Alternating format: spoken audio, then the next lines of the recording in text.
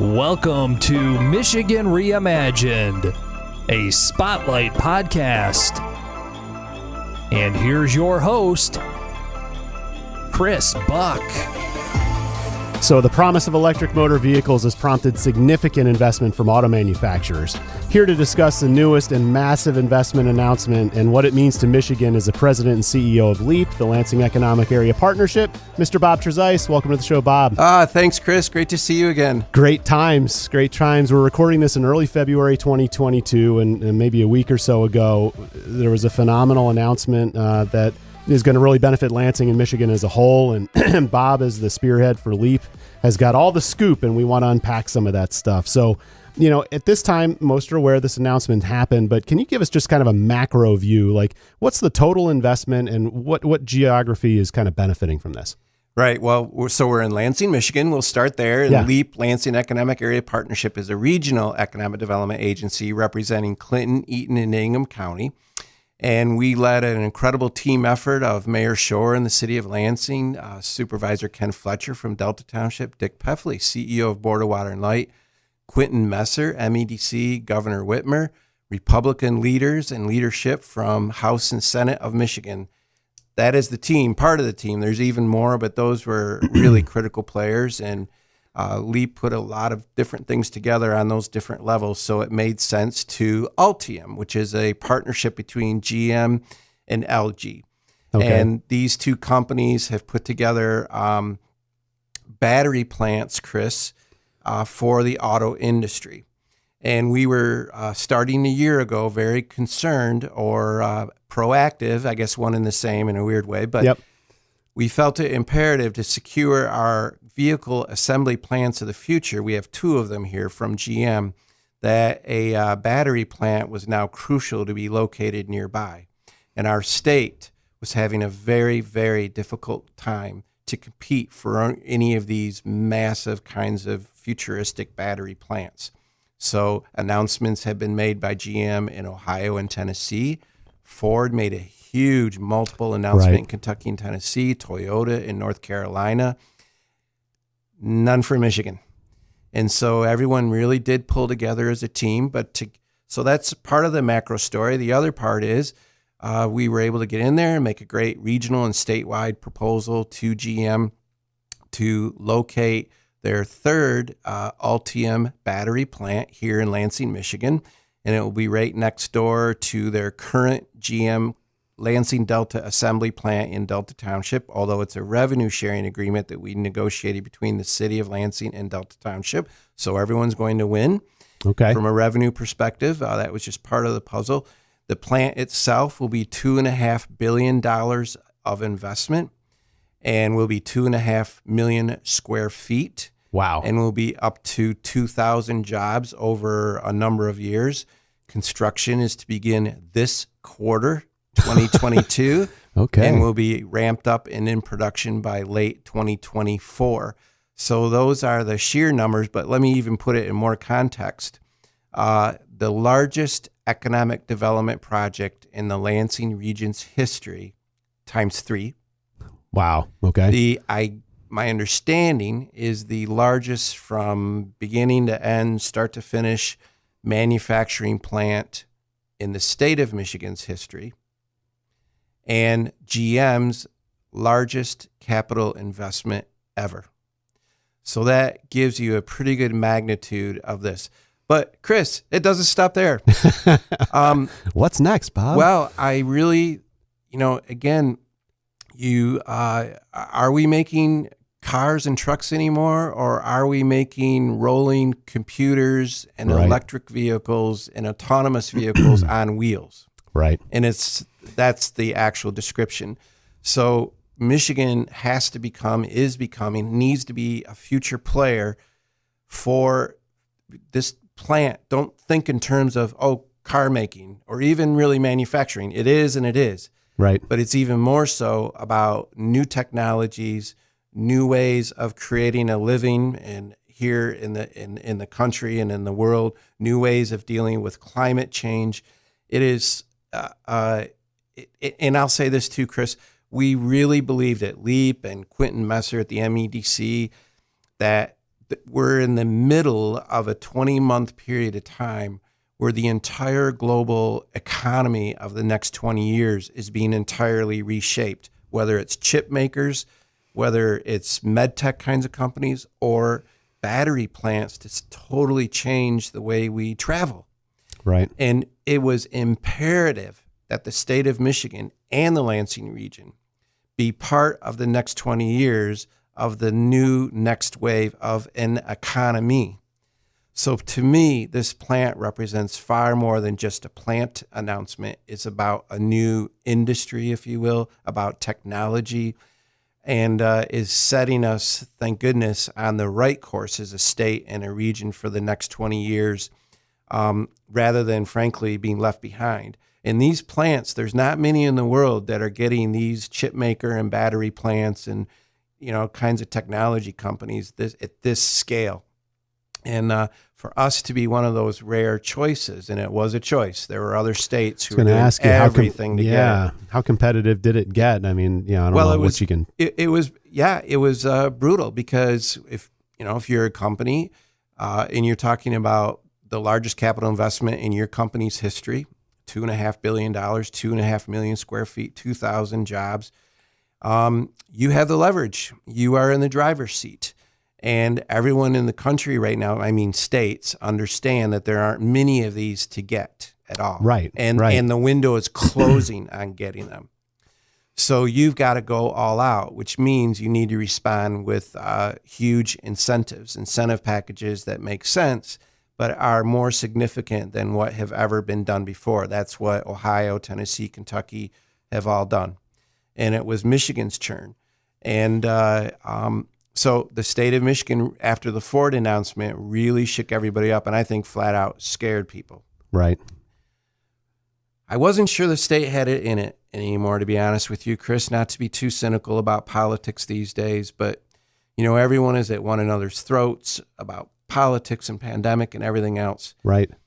But for a Democratic governor, Governor Whitmer, who was hands-on involved in this project, to come together for once with the Republican leaders of the House and the Senate. And I don't mean to come together once blaming the governor. I don't. It's a mutual thing completely. Yeah, everyone hates everyone. Right everyone hates everyone, which is horrible. Yes, it is. For everybody. That's why we're fatigued and depressed and everything else. But anyway, another reason why I think this project was so great is it demonstrated everybody, even with that environment of being at one another's throats and people being fatigued and maybe depressed and so forth, that the state of Michigan can rise up, the Lansing region can rise up and do something great like this. Come together and win. What can I say? Win. Have a big win, like a championship game kind of win. And that's what this project is. You had Democrats and Republicans in the House and the Senate throughout. You had our own Capitol Caucus for the most part here in the Lansing region. You had a urban mayor, a urban rural kind of township come together, do a 425 revenue sharing agreement. We locally offered a Renaissance zone, which is 18 years of tax-free status mostly. We have our public utility was open the door for all of this to happen, because the state's Achilles heel with competing, to your question, with southern states is our electric rates were always a problem. Well, talk about that. You mentioned Dick Peffley and the Board of Water and Light, and they really were given a tip of the cap during the actual press conference significantly, and a lot of people have come out and talked about how heroes work that was done. Why? Tell the audience here a little bit. Why is that important? Talk about utilities and what BWL did. Well, again, we as a state, for whatever reason, we have amazing, great utility companies with actually quite good electric rates. But compared to big projects that the South has been landing the last 10 or 15 years, our utility rates were really not competitive. Okay. And so the Board of Water and Light is a publicly owned utility, so their regulatory environment is different. And they were able to, in this particular case, be more flexible than what others are allowed to be.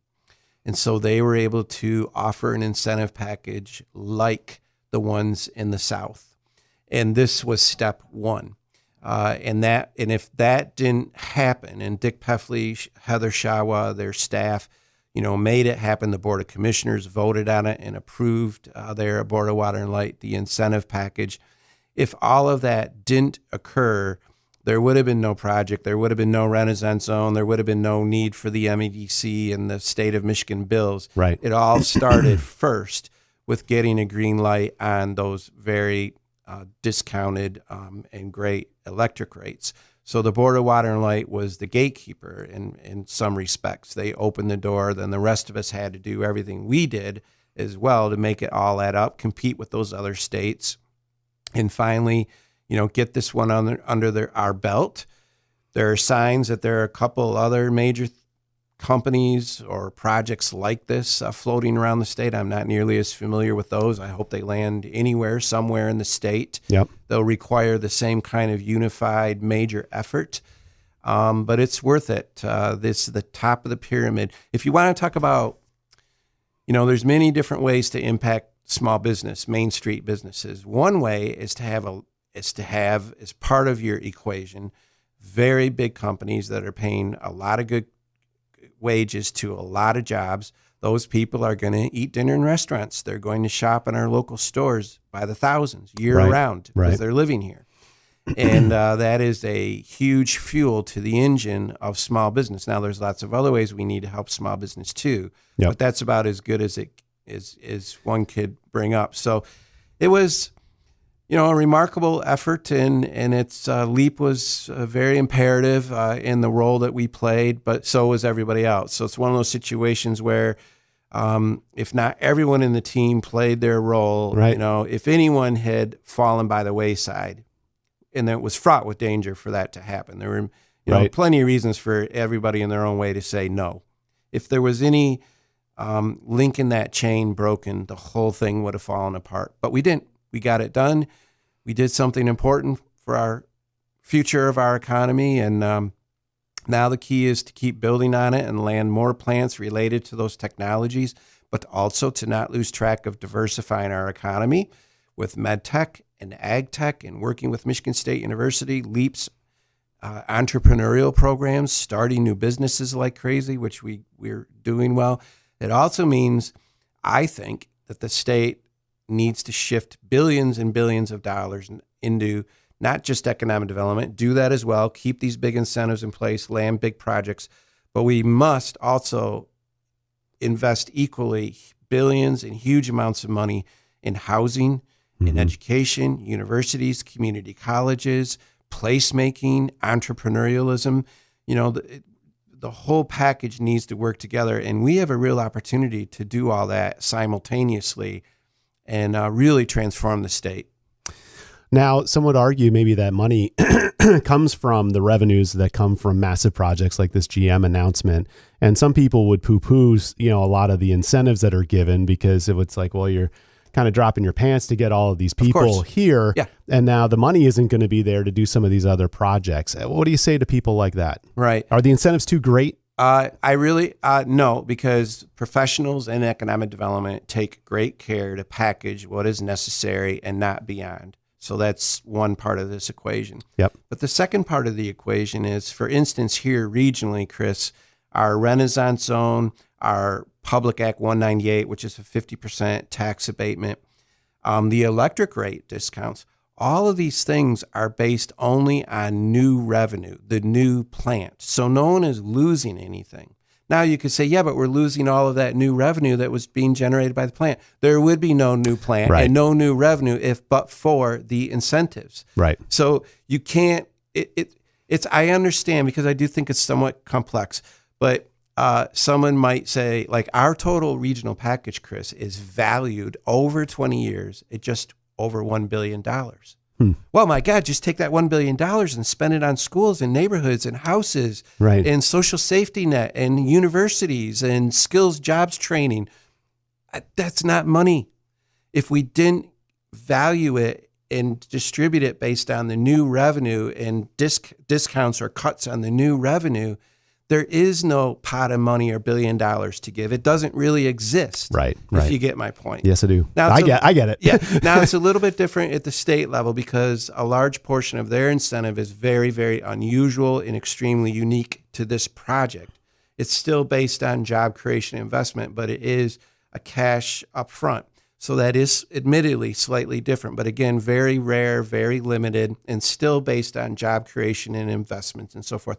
But even then, the argument is from a net perspective, the state will get much more, like $35 billion of multiplier effect that go beyond its $500 or $600 million in cash that it will be investing in this particular plant.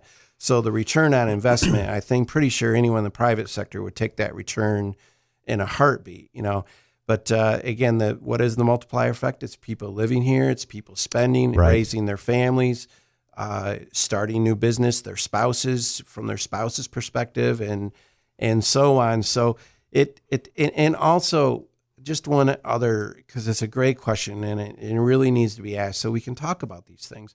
But the other part of the equation is really in the debate about incentives or not and where the money should be spent on. There's one camp that says spend it all in housing and in schools and universities and placemaking, entrepreneurialism, and spend it there versus the big incentives. Well, I do not follow or understand the either or complex that we have in that argument. We need to do both. Right. The big incentives for big projects don't particularly, I think it's that's the brick. But the mortar that holds that brick together is, in fact, they're correct. Schools, neighborhoods, placemaking, cities, communities, universities, entrepreneurialism, that is the mortar. Mortar doesn't have purpose without brick. Right. I mean, the brick and mortar have to go together, and we must shake off this either or, the money can only be spent here or there. We need to spend this huge amounts in both buckets and let them drive together in the same lanes down the same highway together. If we do that, and by the way, I think we have plenty of money to do all of it right now. Like the state is sitting on $5.3 billion of federal ARPA money as we speak, unspent. I saw yesterday, other states on average have spent already 40 to 60% of their billions and billions and billions of ARPA federal monies. This state, somewhere in the range of only 16% so far. Chris, what's going on? We need to get off our you-know-what together, bipartisan. Again, let's follow what we did with this GM plant and have the same model and get on with it and transform this state for the next 20 years. Right on. Sorry, man, I'm fired up. No, I love it. Gosh, it's fantastic. It's what I'm passionate about too. So I just love listening to you talk. As we kind of get close to wrapping up, talk to me about the jobs that are being created. Do we think that these 2,000 jobs over time are going to be inbound population growth or just better employment for people that are already here? And are these good wages? Well, I don't know, Chris. Martin Commercial Real Estate, which am I allowed to say you're an important part of that organization? Sure. Yeah, it's not often said, but that's fine. Yes. Well, I'd like to say because you're a very important partner with all of this in helping land new suppliers, probably related there's got to be coattail effects. Yep, that's correct. And but there are others too that we need to continue to work. So let me just take a mini step back for a minute here. The Lansing region right now has a $600 million brand new hospital, basically ramping up as we speak, literally taking patients in now. Sparrow Health System, $800 million investment. The facility for rare isotope beams, the second greatest, particle accelerator being built in the entire world, will be done this year, $770 million. Leap landed, the fifth largest company from Ireland a couple years ago, just north of here in St. John's, which is now the nation's largest dairy production facility. We landed an incredible McKesson plant this year. We helped land an Amazon plant, 1 million square feet. Now you have this, by the way, Auto Owners Insurance, building, campus, doubling the size of their national headquarters. TechSmith, their new headquarters. I mean, the new tall buildings in downtown East Lansing, which have completely transformed East Lansing campus. You add all this up together and you're, Chris, I mean, at some point you do have to conclude that the marketplace is going to automatically attract a substantial population migration migration. I hope immigration too, but in migration, new bodies, not just birth and death rate. Right. death and birth rate kinds of formulas, but new people moving here, maybe by the thousands. I think that's what our regions should expect out of the accumulation of all of these diverse projects. And so from that perspective, it's very exciting too, when you think about our economy, when you think about new apartment buildings, new downtown mixed use projects, to get a better demand in place, people. Yep. It's, to get more retail, more people in apartment. You must have that demand, i.e. a population, a sizable, important population growth. And I to answer your question, I really believe that is what we can expect. I think it's impossible not to think that that's going to be required for these companies. Right on. Well, Bob, I love the fact that you took the time with me today. The GM announcement, obviously, being the footnote of this, but everything else, not the footnote, the keynote. The footnotes were everything else that you said about how fantastic the region's becoming, and LEAP is a huge part of that. You can learn more at going to purelansing.com. You got it. To learn all about the LEAP story. Bob Trezise, President and CEO of LEAP. Thanks for joining me today. Oh, thanks so much, Chris. A pleasure.